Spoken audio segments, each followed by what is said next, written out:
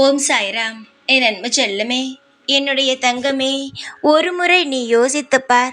உன் வாழ்க்கையில் நீ என்னை வணங்கியதற்கு பிறகு எத்தனை விஷயம் சாதித்துள்ளாய், எத்தனை விஷயம் நீ செய்துள்ளாய் என்பதை சற்று யோசித்துப் பார். நீ சொல்கிறாய் அல்லவா, சாயை வணங்கியது மட்டும்தான் மிச்சம், சாய் எனக்கு ஒன்றுமே செய்யவில்லை என்று மனதால் புலம்புகிறாய் அல்லவா.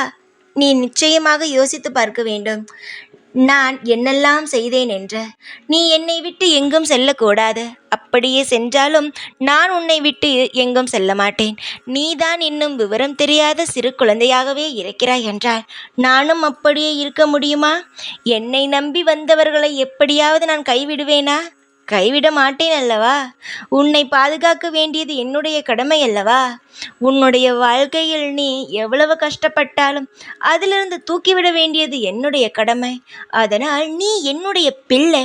அதற்கு நீ நிச்சயமாகவே ஒரு நாள் நல்லதொரு விடியலை காண்பாய். நீ நினைக்கிறாய், ஒரு தெய்வத்தை வேண்டினால் அடுத்த நொடி அந்த தெய்வமானது எல்லா விஷயத்தையும் செய்து தர வேண்டும் என்று. அப்படியெல்லாம் செய்ய முடியுமா? நேரமும் காலமும் வரும் பொழுது நிச்சயமாகவே உனக்கான தேவைகளை செய்து தருவேன். அப்பொழுதுதான் தெரியும் நான் எப்பேற்பட்டவன் என்று. நீ புலம்பு அளவுக்கு எந்த ஒரு விஷயமும் தவறாக நடக்காது.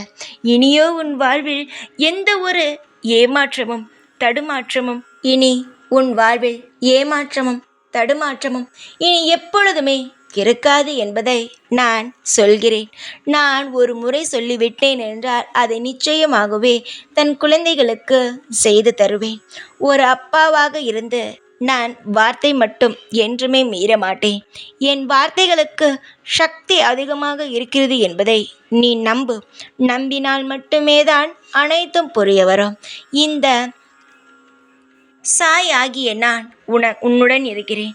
எப்பொழுதும் யார் எது சொன்னாலும் காதில் வாங்காமல் நல்லதை மட்டுமே பேசுங்கள், நல்லதையே செய்யுங்கள்.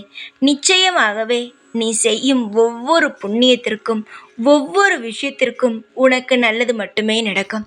நான் பொறுப்பாக இருப்பேன். உன்னுடைய அனைத்து விஷயத்திலும் நான் பொறுப்பாக இருந்து உனக்கான நல்லதுகளை செய்து உன்னை வாழ வைப்பேன். எந்த விஷயத்திலும் பயந்து சோர்ந்து விடாதே தங்கமே. ஏனென்றால் வாழ்க்கை என்பது ஒரு முறைதானே.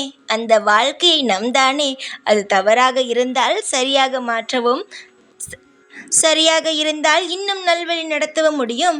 அதனால் சொல்கிறேன், எதுவாக இருந்தாலும் அமைதி கொள், பொறுத்திருந்து எல்லா விஷயத்தையும் செய். உனக்கான நல்லது நிச்சயமாகவே நடக்கும். தைரியமாக இரு.